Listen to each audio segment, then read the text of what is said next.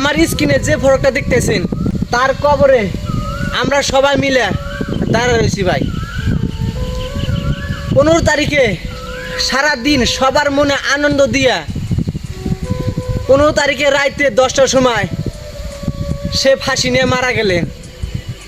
সবার মনে আঘাত দিয়া সে কবরে আপন ঘরে শুয়ে আছে ভাই।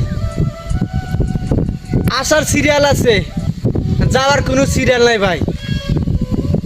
আমার মতো, আপনার মতো, আমার মতো কত যুবক, কত মুরব্বী এই কবরে শুয়ে আছে ভাই। আমরা কিসের জন্য অহংকার করি ভাই? সবেরই একদিন যাইতে হবে।